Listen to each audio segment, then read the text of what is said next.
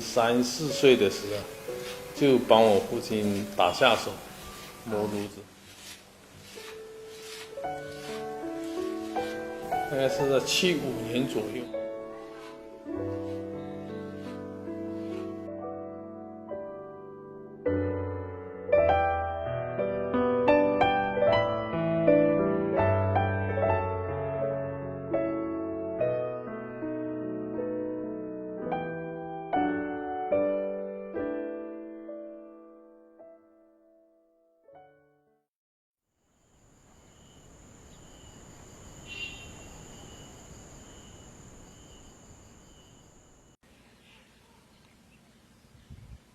他是童义章，龙岩市永定区丰市信美村人，如今是一名副榜炉的传承手艺人，也是龙岩市永定区第4批非物质文化遗产的首个传承人。我以前是搞收藏的，那个收藏以后呢，就看到那个副榜炉，看到一个的报道，他说后继无人，面临那个失传。那我就看到这报道很生气，我就觉得我自己回来做，慢慢的把这个副榜炉一定要传承下去。现在那个非物质文化遗产一定要保留下去。在永定，自清雍正年间，副榜炉便因为丰市信美村才子同族宠的改造而享誉内外。到了民国时期，更是获得了8名手工业品的荣誉，远销至东南亚，甚至在美国唐人街安家落户。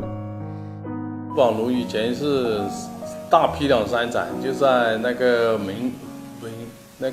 民国时期就用实地化做，现在后来就变成了那个有高压包，还有那个电器打倒这个副榜炉了。现在呢，这几年又比较流行非物质文化遗产，我就把这个副榜炉传承。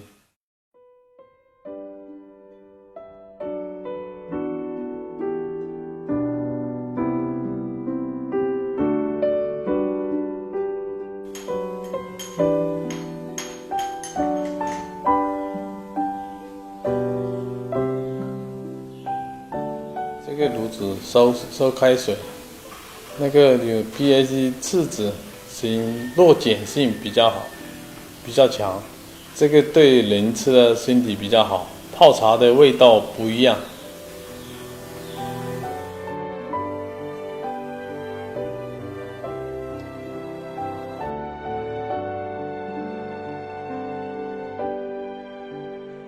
大一点的可以拿来做火锅，这种用途也很好，这个带有休闲性。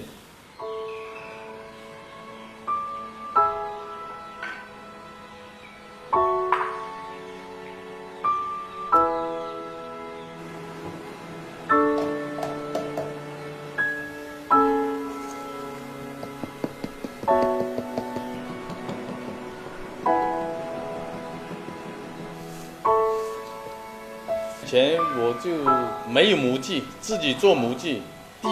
第一次做模具烧坏了，第二次再做，等了2、3个月才开始生产。后来现在我一个没有模具，现在总共有10多个模具了。现在各式各样的我自己可以做出来。现在我做的模具也不用烧，用我自己配置的那个石膏这些材料来制成一个模具的。这个是8角炉，这个是3号盐炉，这个筒炉，这个是盐炉，这种也是盐炉，这款也是那个3角的那个盐炉。这个是我第一次做的产品，那时候比较粗糙，第一次做的时候被人家嘲笑，我的是假副榜炉，很差嘛，就第一次做嘛。后来我就自己就憋了一肚子的气，我要把这个出人头地，把副榜炉做得更好，我一直在努力。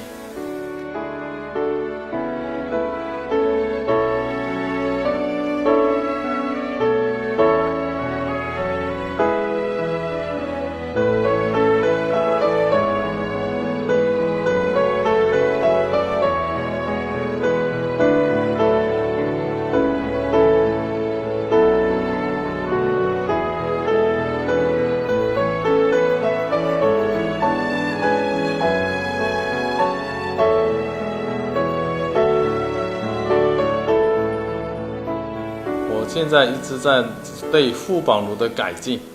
我现在如果我那个三角鼎炉啊，以前是没有弧角的，我现在改为弧角，那个颜色也比较好看，那个器型也比较好，客户看到也比较满意。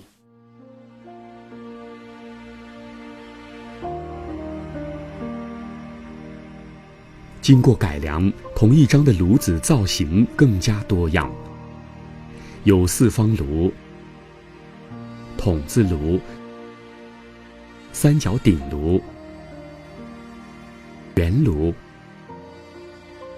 畸形炉等，还根据不同的用途分了1至6号的规格，让副榜炉更加适应了市场的需求，为同一张带来了更多的收入。偏好的这个36跟36，这封口这样子封，刚刚好的这样子，才可以要火不要它熄火的时候才可以用的这样子。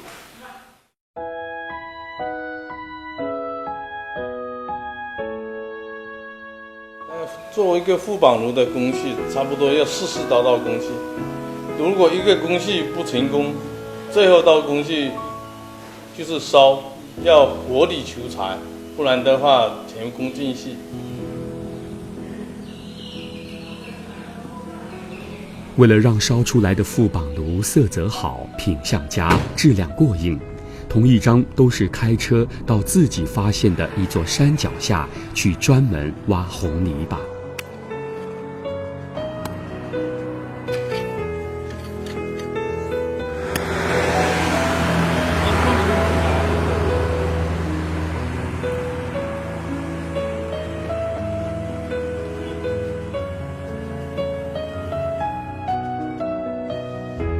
泥巴拿回来后要先经过锤炼，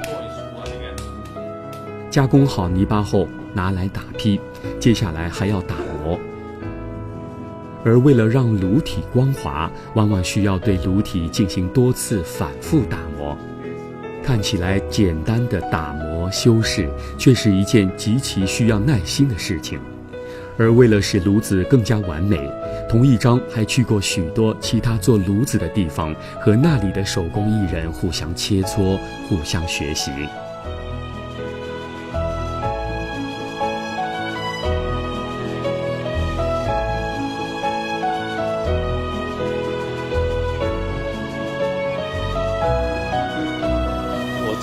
我做副榜炉，有去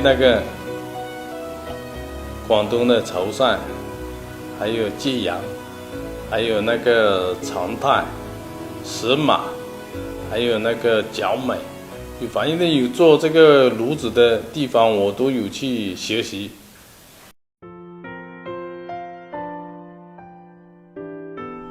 炉坯做好后，就需要对炉子进行暴晒了。暴晒完成之后，要给炉子上炉壁。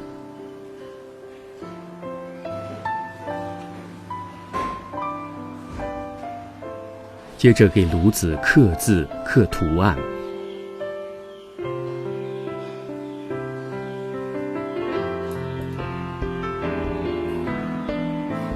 做好以后，再次暴晒。再次暴晒之后，就可以开始烧制了。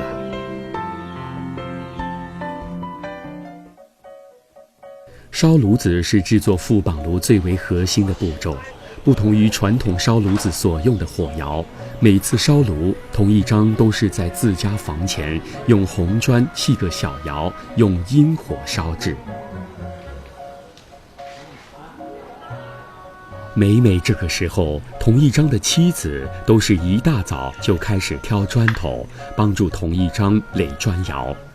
一担又一担挑的不仅仅是砖头，更是妻子对自己丈夫的默默支持。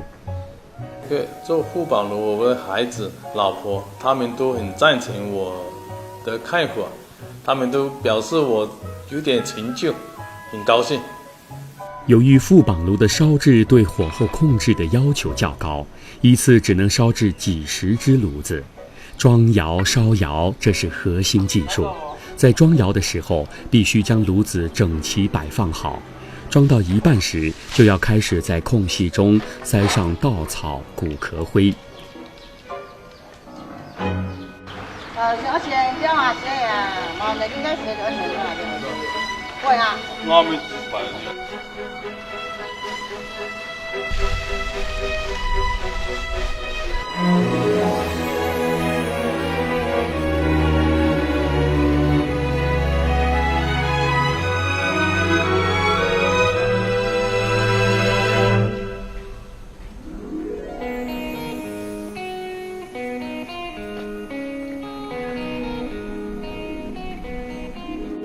等到所有的炉子排放好后，需要用砖头将砖窑的四周封好，然后再在炉子上面倒上一次骨壳灰来封顶，接着就是点燃，开始烧制了。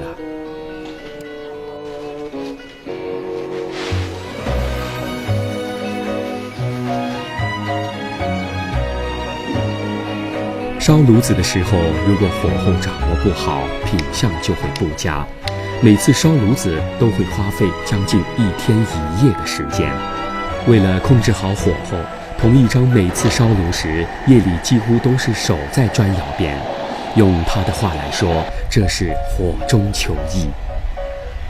虽然童一章从小就接触到副榜炉的制作，但这个环节他也失败多次。通过摸索、反复试验近110次，历时近1年，才熟练掌握这门烧炉子的技巧。做炉子啊，以前就用木板拿来转。后来我一个朋友就帮我买了一个转盘，那时候我特别高兴。那时候那个转盘非常好用，就我也要感谢我的那个朋友送我一个转盘，哇，非常好用。